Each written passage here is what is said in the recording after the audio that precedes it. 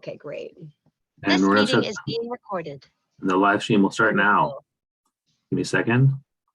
Okay.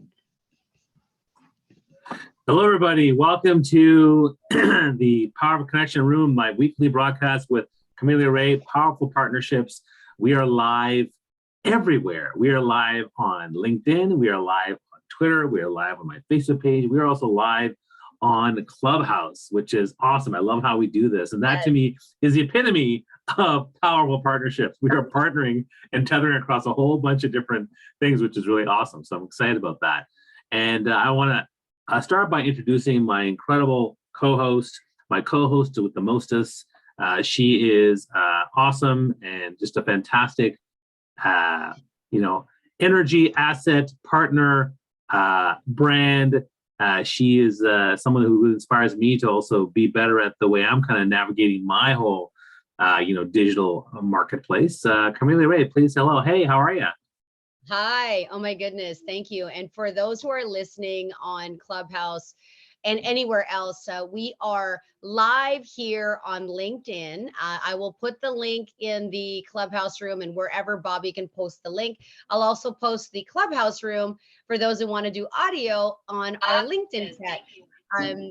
So thank you for this. I am a celebrity matchmaker, relationship expert, and entrepreneur. I've been working in the dating space for quite some time. And over the last 10 years, as I've grown my personal brand and have attracted a lot more media, having had a television show, several TV shows, I did a 4 seasons Mom versus Matchmaker with Go Button Media that had won several reality TV show awards that I'm very proud of. Learned a lot about media marketing, and now as a micro influencer, okay, micro influencers range anywhere between the 5,000 to sort of 50,000 following on certain platforms. I'm at like around close to 30,000 on Instagram, but I started, Bobby, be attracting brands and working with other influencers with as low as 3,000 followers. In fact, I was always insecure about my Instagram following and about, especially because Instagram a few years ago was like the thing, right? I know you have 500,000 followers on Twitter, and you've got quite a large following here on LinkedIn. I'm also over 10,000 on LinkedIn, which is great because most of my audience and my clients are active on LinkedIn. But yeah, we want to talk about brand partnerships and influencer marketing and how you can utilize that for your business to attract, your clients, to create more revenue or whatever else you're looking for. So for those who are listening, please go ahead and ask your questions on LinkedIn, or you can use the chat feature or DM on Clubhouse. So yeah, Bobby, thanks for, again, every week just meeting me to talk Sure. about. And let me introduce myself. My name is Bobby Omar. I'm a professional speaker by trade, a 5-time TEDx speaker, and Inc. Magazine top 100 leadership speaker. I've been traveling all the world for 17 years, delivering keynotes and workshops to 1,000 different audiences across 4 continents, but mostly about leadership, digital influence, and authentic networking and relationship building. So that's why, to me, working with Camelia on Powerful Partnerships, it was a no-brainer. Plus, now I'm usually leveraging social audio quite a bit. So I built a social influence platform across Twitter first, which is 500,000 followers. LinkedIn now has about 70,000 followers across my company page and my profile page. And of course, now, Instagram I'm also working on to hit around 20,000, but I'm growing that one too. And yeah, I'd say several years ago, people came to me with influencer marketing opportunities and started to see the benefit of this. I remember the first one I actually did, it was for the Olympics, not this one, but way, way long ago. I think it was the 2016 Olympics, if I recall, and I forget where that was, but I remember they brought me and said, "Oh, we just want you to share stories and do videos," because I was already doing video content, and I just started taking my phone and started doing video content and sharing live streams, and people they seemed to really like it. It was a lot of fun to do that work. And I said, "This is so easy. I get to go to these events, I get to share stuff." My favorite memory actually being an influencer marketer was during TIFF. I actually got to do influencer marketing for a movie with George Clooney and Julianne Moore. And it's really funny because I'm a super networker guy. I'm 100% extrovert, pretty confident speaker. Julianne Moore just walks right by me. She's right there. And I'm the only guy there with a phone. And I could have, so I'm clearly there to capture the moment, right? Because there's nobody there. Yeah. Like it was all blocked off. She walks up the walk where I am. She walks beside me, and I didn't say anything. I was so nervous. I didn't say anything. I could have said hi. I didn't say anything. She just walked by, and I didn't talk to her because I got so shy. It Oh was my so funny. God, that's hard to believe. Like you're starstruck, I Mr. was. Public, four-time TEDx speaker, and it's like, She was literally, I swear to God, she was glowing. I'm telling you, there was a glow. I was like, oh, I can't. She's like, oh, and I was like, okay, like, wow, you're so awesome. And then she walked by, and then George Clooney was there. But influencer marketing is a lot of fun because you get to do really fun things, and you don't have to have a huge amount of influence to do it. It's all about having loyal followers. It's about having people engage you. So if people engage you and you only have like a couple thousand followers, you can actually be an influencer as you do it. So today we're going to talk about that. If you are joining the call, comment below, go on Twitter. You can tweet us questions. You can comment here in the questions. You can share questions in Facebook, or and now Clubhouse has the chat function, so they can actually theoretically put questions in the chat group if you enable the chat function. So we want to hear from you guys. Let us know where you are. Also, tell us where you're from. Are you calling in from North America, South America, Asia, Europe, Australia, Africa? I'd love to know that. There's already a question on LinkedIn. Look at this. People are going really fast here. wow. How can There's I get already a question? Okay, go There's already a ahead. question. That's really fast because we haven't said anything Go yet ahead. except for introductions. But it's a pretty basic question. How can I get influencers for marketing my business? Okay. Well, I'll start by saying that the first way to get influence for starting a business is to have some influence yourself as an organization or a brand, right? If people see what you're doing, they love what you're doing, you might see a few people that comment or engage in your posts, and next thing you know, you could actually engage them. Say, hey, listen, I see that you love my stuff. A very common thing that happens is someone will comment on a post, and then they'll see that you're engaging, and they'll say, oh, this person has influence. I like to leverage them.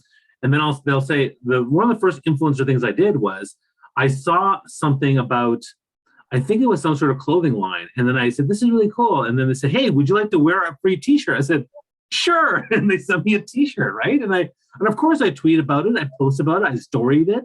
And so, look to your network. First off, have a strong social media connection and influence out there. And number two, look to your network to see who's out there that might be people that might want to be buzz agents or brand agents for your brand, because even those 5 or 6 people can go a long way to doing so.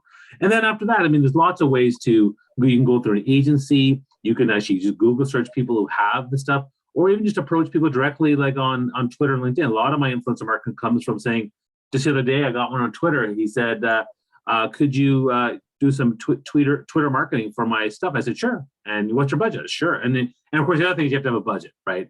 Have a budget that will pay for what you want to do in a smart way, because it varies depending, and I think the last thing I'll say is, if you're going to do influencer marketing and hire someone, make sure you know how it works, because a lot of people don't know how it works. They're like, well, I can't believe that only 30 people tweeted this thing. Like, okay, that's not how it works. Like, you have to understand, so for example, I did a tweet, and there was maybe about 8 retweets of the tweet and whatnot. I said, no, but you're missing the point. Let me show you the impressions. There were 3,000 impressions.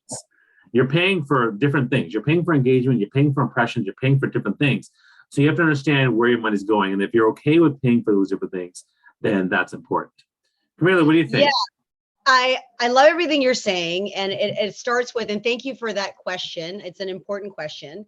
Number one, when you're working with influencers, you have to understand as well a little bit about the influencer space, the game. So as I mentioned, a nano influencer, okay, is anybody with a 1 to 10K reach. These are your everyday people normally, okay? And they often have between that 1 to 10,000 followers. And those nano influencers built trust with their followers, right? Because it's small, it's niche. And for those who are creating, who are on the influencer side, not even thinking you're going to work with a brand, if you have the idea to be working with a brand, do not be worried about your numbers as long as you're building a specific audience. Most brands want to work with people in a niche. So myself being in the relationship niche, I'm working with brands that want to have an audience for single people. In addition, I'm working primarily with entrepreneurs and single professionals and C-level executives. So there's a higher quality or certain type of influencer or sorry audience that I'm attracting. Now, the next type of influencer is your micro influencer, and that's at the 10K to 100K level. Then you get mid is 100 to 500, macro is 500,000 to 1 million, and then you've got your mega influencers, those mega influencers like the Kardashians, like so many artists and whatnot. So they're charging as much as, I heard that Kim K and Kylie can charge up to 1 million per post, right? So that's the Wow. other uh, exactly. Now, as a nano and micro influencer, some of the things that you can get, as Bobby mentioned, is sometimes you can trade with products, or people will send you their products. So the gentleman who asked, he's a naturopathic doctor. So Ehab, I'm just looking at your byline here. It says naturopathic doctor on Dufferin. So you're in the Toronto area. So think about who you would be looking for. You can search by hashtags. Who is using naturopathic medicine? And one of your clients or people that you're helping, do they have a following? Can they be your testimonial for working with you and promoting your brand? Maybe you want to offer your service, reach out to an influencer and say, hey, I have a teeth whitening company, would love you to come to our office, happy to give you free teeth whitening. We'd love in exchange to do a testimonial. I had done that with a tanning company, Tan on the Run, in Toronto, when I was about to go in media. So I'm going on media, national media, in a morning show.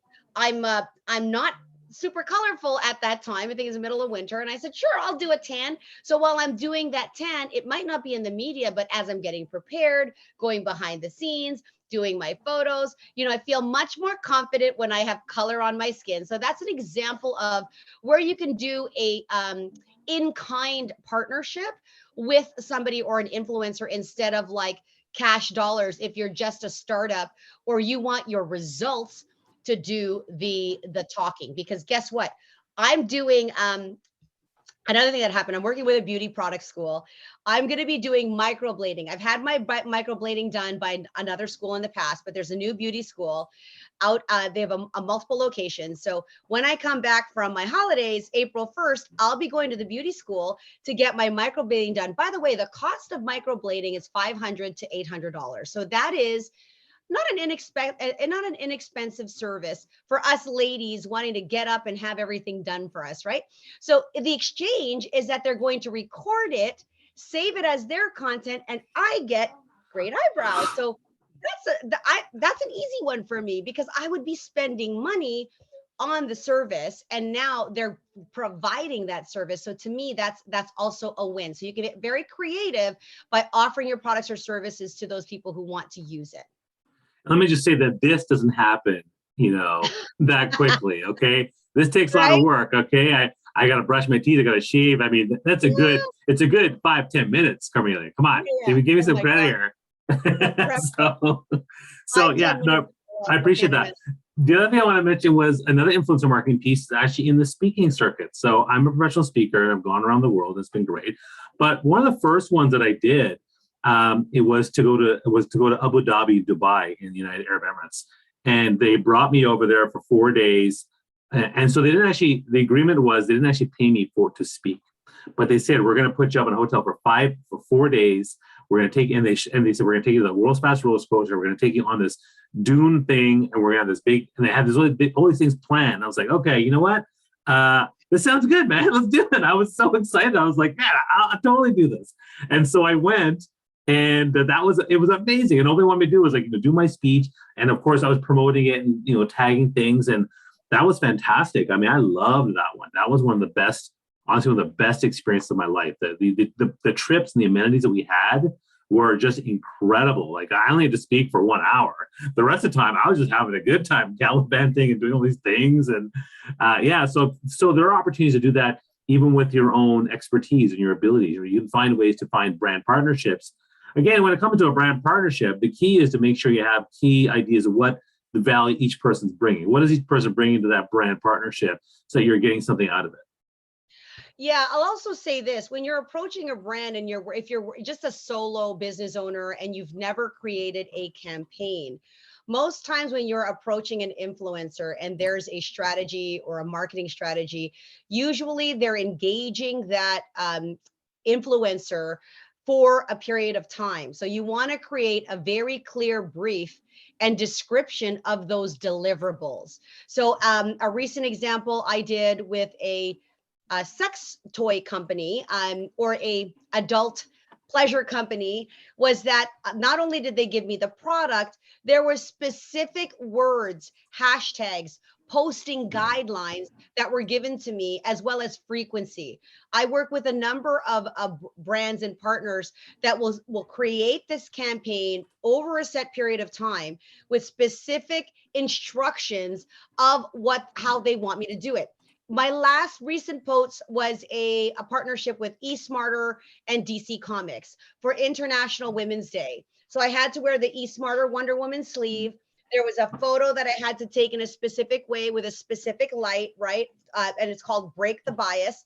And so it was incredible to be attached to the DC Comics brands and eSmarter brand, and that merge between, a Wonder Woman, International Women's Day. So you also want to make sure that as a brand, you are approaching people that are a fit for your marketing. And also as an influencer, don't accept brand deals or just because they're offering you money if it's out of alignment and it has nothing to do with your brand. There are perfect times when you can say no to someone because it's not a fit. So the adult toy situation, I looked at it because I don't feel comfortable at this point. I'm not a sex expert. I don't advertise myself as a sex expert. So if there were specific toys or things that I needed to promote that I thought would be offensive or just not on brand with my audience, then that's not something that I would promote. Let's say that I know that kids under 18 are watching, or the content is probably a little too explicit for myself, or the brand is just not at the same, like we're not in the same wheelhouse. That's something to think about. Yeah, I've been in that situation too. Someone wanted to send me these watches from Europe to wear. I was like, I don't think I'm going to wear this watch, guys. I was like, I don't think I'm going to wear this. It's not me. I can't imagine that. Like, no, we're just going to send it to you. I'm like, okay, listen, just so we're clear, I'm not going to wear these things. They're like, yeah. But can you do a post or tweet about that? I said, sure. I'll tweet that I got these. Take a look, but I'm not going to wear them. And they said, okay, fine. So I did that. I love that. Yeah, like I'll tweet you sent it to me, but you're never going to see it on my arm. Yes. And that's up to the brand now to decide whether or not he was okay with it too, right? Yeah. Yeah, I think he was okay with it too. One of the things I want to talk about influencer marketing. Actually, there's a question here too. Actually, there's several here. There's already a couple of questions. So Brett Manuel and Hunt Etheridge have questions. But I want to mention that. But before I get to the questions, I want to mention something about influencer marketing. So, different platforms get more money. So one of the reasons why I'm investing time and energy and input into Instagram is because you get way higher rates for Instagram marketing than you do Twitter. So for even though I have 500,000 followers, the same type of money doesn't go towards that it goes towards the Instagram. So an Instagram of 10,000 plus is as valuable as someone with 100,000 plus on Twitter. So it's something to keep in mind. It varies depending on different partnerships. So you have to keep that in mind. I just add to that. Yeah. Bobby, real quick, and I'm referencing something from Shopify. I sent that to Bobby. I'll post the link in the LinkedIn group as the resource. But this particular article is saying that 67% of brands are incorporating Instagram as one of the current most popular influencing marketing platforms. And by the way, I think that's going to easily shift now to TikTok. There are so many TikTok people it's blowing up. And I don't know if you heard recently, but TikTok apparently um, crushed the watch time of YouTube not that long ago. So Yeah. people, there are more views and watch time on TikTok than there is on YouTube. I thought that was insane. Yeah. Well, no, for sure. Well, that's because, I mean, TikTok's done a great job of getting people to stay, because you go from one video to the next video, the next video. Whereas on YouTube, you're like, you click a video, and the difference is that YouTube is still a fantastic resource for searching for a video and how do I tie a tie, or how do I do this. But TikTok, you want to be entertained, you can be there for hours, and so I think that's huge for them. Let's go to the questions though.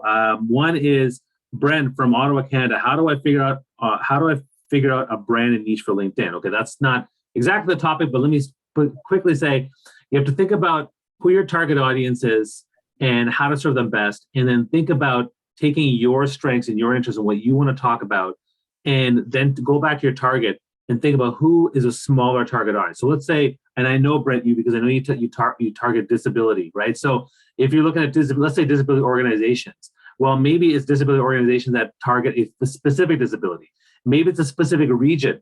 Maybe it's a specific age group. But the more you can niche into it, the more you can set yourself apart as a fantastic niche brand for that particular group. So think of that in terms of the different types of demographics to help you really niche down. So for example, I niche down, I focus on, and it doesn't mean you don't serve people outside that. I focus on 29 to 55-year-old entrepreneurial women leaders. So that's women leaders in the C-suite who are kind of entrepreneurial and they're in that age range. That doesn't mean I don't work with men. Doesn't mean I don't work with younger or older people. I do, but that's where my target audience is in terms of where all my work is. So hope that answers your question. But I want to go to the next question, which is about this is from Hunt, Camila. What's a dream partnership for you? Ooh. Do you want to go? Okay, I got lots of ideas, man. I mean, I think about my dream. No, I mean, the number one dream is I want to be in space. So listen, if you want to bring me into space and I can tweet, bring me into space. That's number one. Number two would be Elon Musk are you listening? You guys have to share this now. We're gonna manifest. No, I don't go Elon Musk. No, I went with NASA. I went with NASA. But anyway, it's okay. But the second one would be anything to do with film and movies, right? So like if Steven Spielberg wants me to be tweeting his movie, or if Saturday Night Live wants me to come tweet backstage and meet all the cast, yeah, man, I'm there. Boom. That to me are my dream partnerships. God. What a great question. Hunt is actually one of my business partners. So okay. I love this. And I'm going to go big based on what Bobby said. To me, an incredible partnership would be if I could walk a red carpet and do an interview on a red carpet for sure. That would be incredible. So that would be a partner with either a telecom company, a cell phone. Super Bowl would be incredible. A partnership somehow putting me in the Super Bowl. Can you tell, like, I want to be in like the biggest spaces and places on the planet? And of course, on the dating niche side, working with a brand like a popular show like Love is Blind or the Bachelor series or, Married at First Sight or any of these really popularized TV shows that are spreading some light and information around matchmaking. And of course, I've worked with Match.com. I've had many different I've worked at Lava Life. I've done some brand deals with some dating companies. So anything that's going to help my target audience and also position me as a thought leader and expert in the space. When you think about brand partnerships, you don't think about just like how does it elevate you? Like why would I care about being on a red carpet? First of all, there's a lot of celebrities there. If you get that interview, it's just going to create more visibility for me. And the reason I want more visibility is I want to impact and reach more amazing singles. And if you're watching and you're single, reach out to me, DM me, because that's part of the reason why I'm working with Bobby on this is I actually want to elevate my brand. And I'm such a fan of partnerships, business partnerships and romantic, because they are literally the lifeblood of everything. Who you partner with, who you spend time with, how you do business with. That's going to make or break your bank and your health. Yeah, that's awesome. And I want to talk about another aspect of, and the brand partnership, for Camila and I working together, there's benefits that I'm getting, benefits that she's getting. And so we talk about that. as we come up with our partnership. And, we're here every Monday at 2 p.m. Eastern to talk about powerful partnerships. We do 30 minutes on the live stream, which is featured on LinkedIn and also Twitter and Facebook. But then we also do some Clubhouse, which is simultaneously running. And then we finish the talk on the Clubhouse. So if you want to come on Clubhouse to talk about that, you totally can. One last thing I want to mention too is that influencer marketing is also a great way for you to take what you've built and what you've done and to give back to your community. So a perfect example of this was there's an initiative during the pandemic called Conquer COVID-19, which was supplying PPE and masks and stuff to healthcare workers. And so I got involved because my brother was involved. I was like, well, I can help. I have influencer stuff. Let me just start. So I started tweeting and reporting. And next thing you know, I'm collaborating with Ryan Reynolds. And I was like, this is great. Like he was on the team because he's Canadian. He was promoting it too. And then next thing you know, he follows me on Twitter. I was like, whoa, Ryan Reynolds followed me on Twitter. That's great. I was kind of freaking out. And then next thing you know, we got to go on a call with our Prime Minister, Justin Trudeau, because he was thanking us for our work. And then just a couple of weeks ago, I got to be invited to the screening of his new movie, The Adam Project. And he was there and he introduced the movie and he talked about the Conquer COVID team. And we were all there, the team, watching this early screening of the movie that's on Netflix now. And so, it was great because I was having fun collaborating with all these people and then giving back. But also, you get to meet people and you get to work with awesome folks. And so there's lots of benefits there as well. Yeah, one of the things, pardon me, about a win for the brand and for a win for the brand and for the influencer is to really focus on a campaign or, a campaign and partnership that's a true win-win for both people. Right. Yeah. And this is why you want to position yourself, and you can call these brand partnerships to you by posting the things you already love. Right.